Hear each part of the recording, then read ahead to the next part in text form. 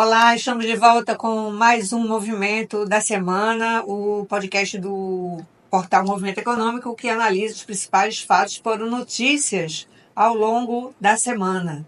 E esta semana nós tivemos alguns assuntos bem interessantes, né? Tivemos aí o anúncio do lucro do primeiro semestre do Banco do Nordeste, tivemos leilão no Porto do Recife, em outros portos do Brasil.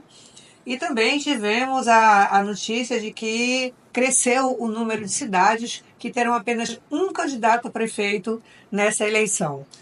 Eu estou aqui com Márcio Didier, com Paulo Guedes, para comentar esses assuntos. Fica com a gente se você quiser saber mais sobre eles.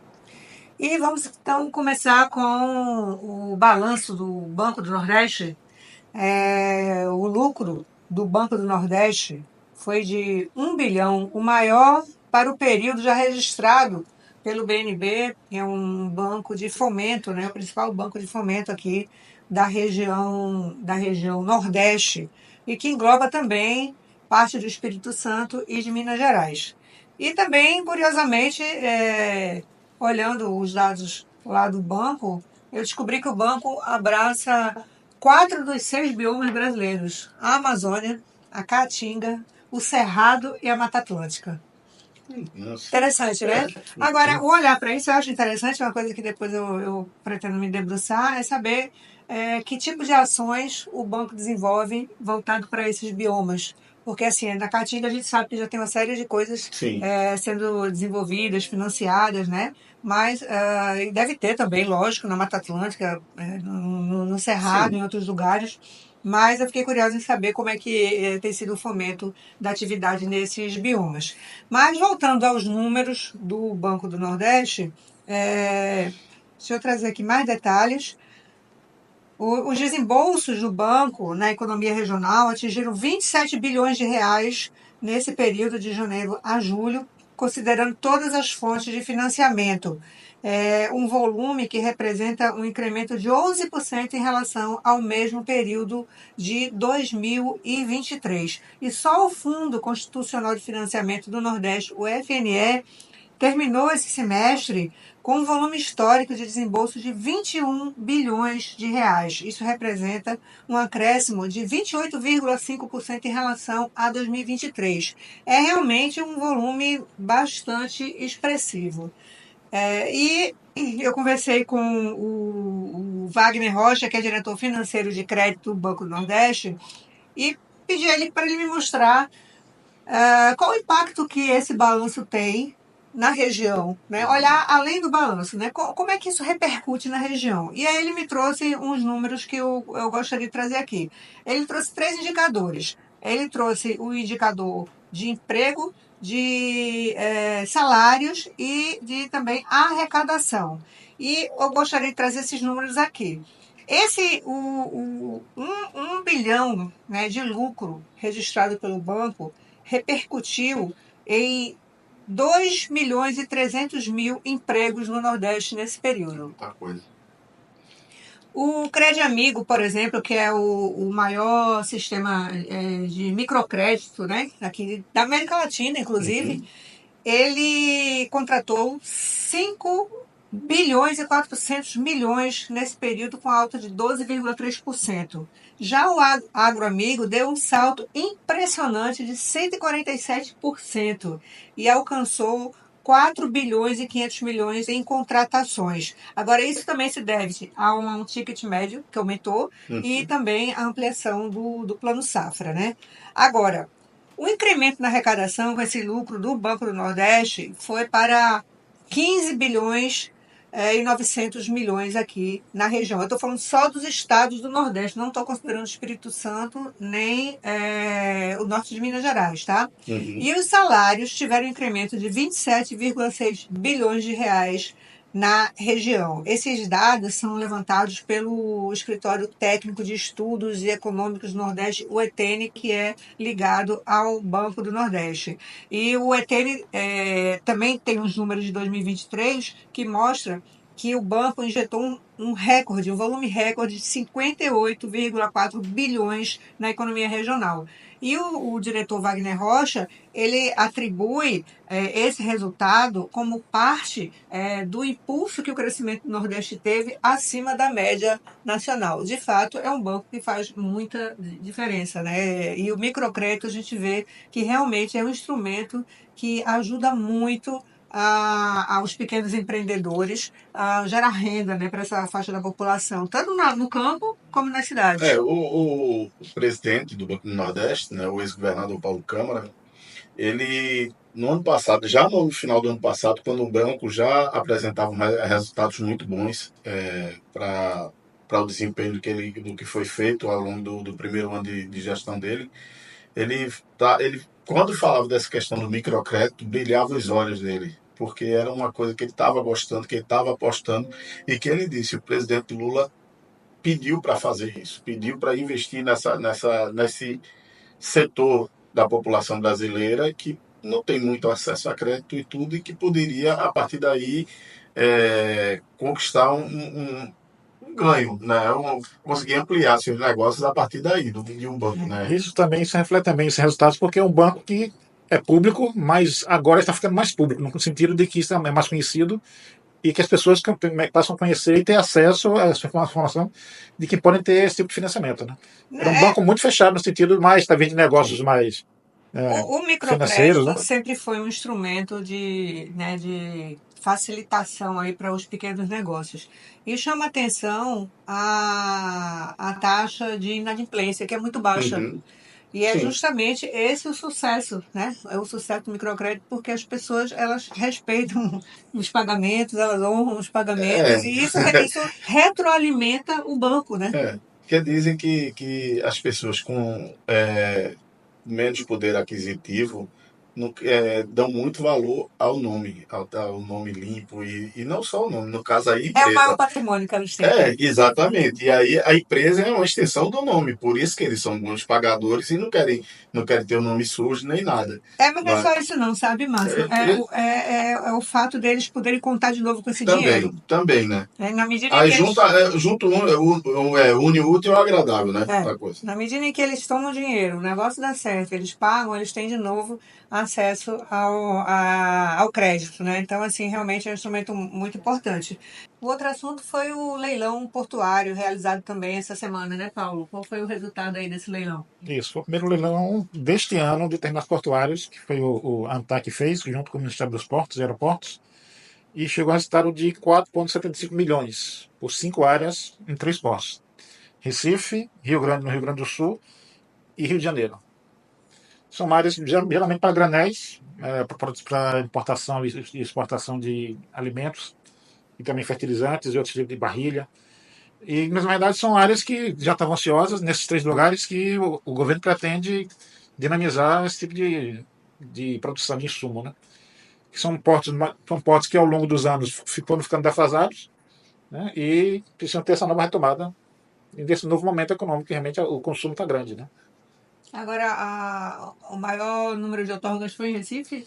Foram 3 áreas. Engraçado que uma outorga foi apenas R$ 50 mil, só teve um concorrente. E a outra, no outro extremo, houve uma disputa bastante Acirrado. acirrada que chegou no final de 3,6 milhões. Esse terminal que foi leiloado a 50 milhões, na verdade, ele 50 é só o mil, né? terreno, né? É, É só o terreno. 50 Só mil. é erguido.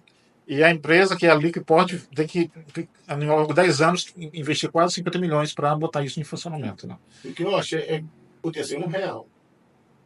O valor inicial do lance era R$ 1. Se tivesse colocado R$ 1 R$ 1, levava. tudo bem. Estava saúde na disputa, né? Exatamente. Né? Mas aí tem. Todas as outras áreas também tem investimento, né, Paulo? São 10 anos, empresas que compraram se comprometem em colocar muito dinheiro ali dentro. Né? Então, No tem que Recife, pensar em 2 momentos. É o dinheiro que está entrando agora da outorga, mas ao mesmo tempo é o dinheiro que entra ao longo desse ano. que aí no investimento vai chegar a 74 milhões nas três Isso. áreas no Recife, né? Só no Porto do Recife, que é um porto tradicionalmente voltado para a movimentação com açúcar, com grãos, né? Milho entra por aqui, açúcar fica concentrado aqui no Porto Recife, que é aqui perto onde nós estamos gravando esse podcast, nós estamos na área portuária aqui da capital recifense. E uma coisa que chama atenção nesse leilão é que um dos terminais, esse que foi bastante disputado aí no final, a disputa acirrada, né? Isso. Ele vai servir a cevada, trigo, milho, todos esses grãos que atendem ao polo cervejeiro aqui da região, né? Aqui no Nordeste existem 122 estabelecimentos que fazem cerveja, entre grandes, pequenas e micro cervejarias. E o Porto do Recife ele é considerado estratégico pela localização geográfica, porque ele fica equidistante das principais capitais, das principais cidades. E é através do Porto do Recife onde vai chegar, vai entrar toda essa matéria-prima para atender esse polo cervejeiro. Né? Porque em torno de 800 quilômetros aqui do Recife, você cobre praticamente todas as capitais do Nordeste e mais as grandes cidades polos. Então, realmente, se não for por cabotagem, vai para o caminhão, nesse ponto chega mais fácil. Né? E tem uma coisa interessante, que aqui em Pernambuco mesmo, tem ali em Igaraçu, na região metropolitana do Recife, você tem 3 grandes empresas de cerveja, né? Você tem a Itaipava, você tem a Ambev e você tem a Heineken. Né? Um pouquinho mais à frente tem a Brasil Quirim. Tudo nessa região. Por isso esse interesse nesse daí. Né? E o consumo vai aumentando, né? E esse leilão ia ser feito, né, há mais tempo, alguns meses atrás, não foi por conta da enchente lá no Rio Grande do Sul, mas ele também já tinha conexão com esse investimento grande que a Heineken vem fazendo na ampliação aqui da unidade dela. Então, assim, já tem um mercado garantido, né? Tá garantido ali para esse polo cervejeiro e para as micro cervejarias também, né? Nós temos, inclusive, pequenas cervejarias que vão bem, né? Vão crescendo. E que já estão deixando de ser pequenas. Né? Algumas já estão deixando de ser pequenas. É verdade. Agora, Márcio, e com relação às eleições municipais, né? Temos aí uma revelação de que cresceu o número de candidatos únicos em vários municípios no Brasil, mais de 200, se eu não me engano, Isso, né? são 214, na verdade, em todo o país. Não é? Aqui na região Nordeste, vamos ter 37 candidatos únicos. Não é? Com o maior número no Piauí, que serão 11 candidatos únicos em 11 municípios. E o menor em Sergipe, que só terá um. Na verdade, Bahia, porque a Bahia não vai ter nenhum, mas Sergipe terá um. Não é? Agora, interessante é ver que desse panorama, geralmente as cidades são pequenas, não são cidades, não são capitais. Né? Até porque é outro extremo. Recife, capital de Pernambuco, ela se insere num, digamos assim, num grupo seleto também, que tem 8 candidatos a prefeito. Né? Então, aí, nesse grupo aí, você tem só, salvo engano, são 36 no país inteiro. Que tem essa quantidade. Que tem 8 candidatos. Né? O estudo foi feito a partir de quem tem são 214, a maioria tem 12 candidatos, são 6 mil e uma coisa, e aí vai subindo, e tem algumas com mais de 10, né? Algumas cidades com mais de 10 candidatos, aí é coisa de doido, né? Agora, nesse caso das cidades que só tem um candidato, sim, são poucos partidos ou pouca gente interessada aqui em Pernambuco tem 2, né? Tem 2. O que leva aí? Aqui em Pernambuco você tem Solidão e Dormente. Ambos são do sertão, não é?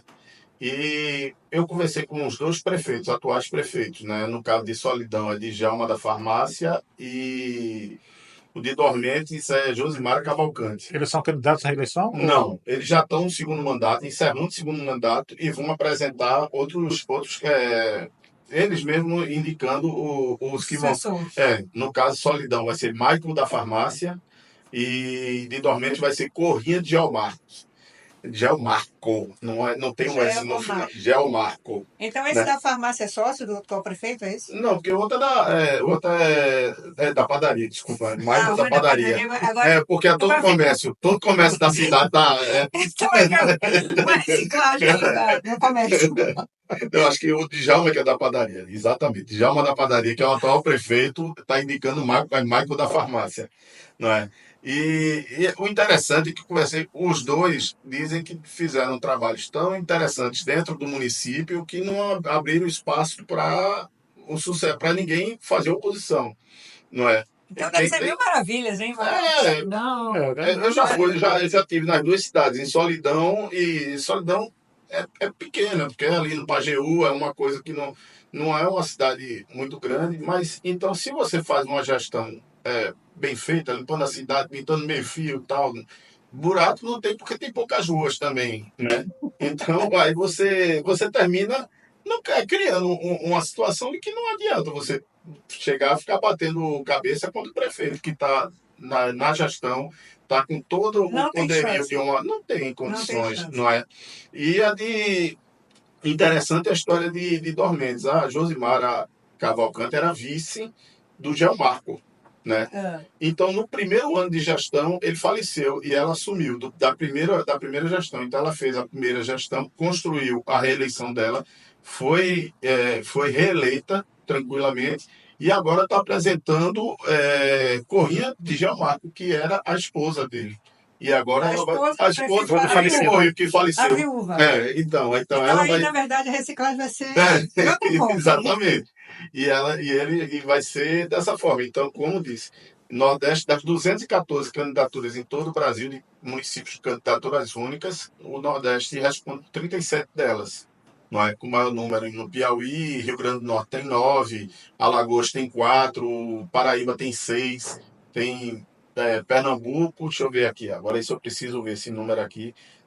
Pernambuco, Ceará e Maranhão são 2 candidaturas cada uma, né, de municípios com candidatura única, e Sergipe com uma. Agora, com um candidato só, um voto está resolvido. Não, né?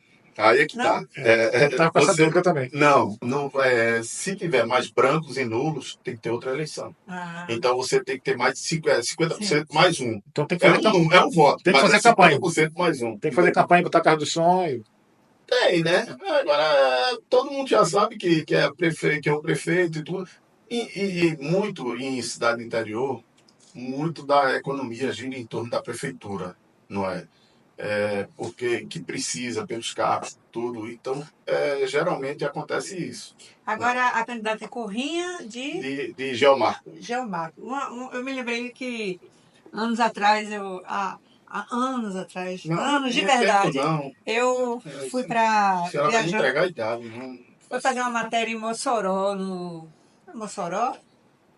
Acho que foi, não sei se foi em Mossoró, no interior, em Souza, Sim, na Paraíba. Onde tem as pegadas dos dinossauros. Eu estava por ali e eu precisei encontrar alguém para fazer uma entrevista. E na época ainda existiam aquelas listas de telefone, né? Sim. E então, lá no hotel, eu peguei a lista e comecei a passar. E era assim, era Corrinha de Marcos, entregando a idade. João da farmácia, Maria de José, Antônia de Bia, e era assim. Eram os comerciantes todinhos na cidade. Não tinha o nome completo das pessoas, não. Era assim, porque é assim que elas se conhecem, né? E geralmente filha, pai, marido, né? É interessante. E continua, né? E continua dessa forma. Não é porque na cidade, geralmente, quando você tem um grupo político, você vai dizendo, sempre ligando ao nome do primeiro, né? E termina sendo dessa forma. Aí vira sobrenome. Exatamente. Vira sobrenome. Isso é uma coisa interessante, questão de nome na política. Agora, porque tem gente, por exemplo, que tem um deputado estadual e uma vereadora que tem um sobrenome que não é deles. Ele já foi um nome de fantasia, na verdade. Né? Então, aqui de Pernambuco, né? Então tem muito disso. O herdeiro, né? O filho que vem na linhagem ali, como é que ele lida com isso, né? Porque você tem aqui, por exemplo, né, nas capitais, você vai com o nome da família. Sim. Mas no caso desse aí, tem que usar criatividade, né? É você botar o nome que vai lhe ajudar, que vai ajudar a alavancar a sua candidatura. Então. Aí vai ser, nesse caso aí. Corrinha de Geomarco, que é socorro, né? Corrinha. Digamos que o filho seja Francisco de Corrinha. Então vai ser Não, Francisco de Francisco de Corrinha. Corrinha. O Se ela próximo- for a prefeita, aí ela pode ser botar o filho, né? Ou filha, não sei se tem, que eu não. Também não sei. É uma hipótese. Mas então, é por aí, mais ou É, menos. é uma hipótese. Você Bom, fica devendo de indicar quem é o vice-prefeito da farmácia, né? Pra ver qual é o estabelecimento que está na. Do Bujão. Agora, primeiro, não me lembro o primeiro nome, eu sei que é do Bujão. Então, de gás, né? Deve ter a distribuidora de gás, o nome dele. Eu acho que na gente do movimento econômico tem uma matéria sobre solidão que tem o nome do vice. muito bem. Bom, pessoal, então ficamos por aqui, Isso. Vamos. ok? Então, obrigada aí pela participação de vocês, obrigado por ter nos acompanhado até aqui. Assine o canal para acompanhar os próximos episódios e até a próxima.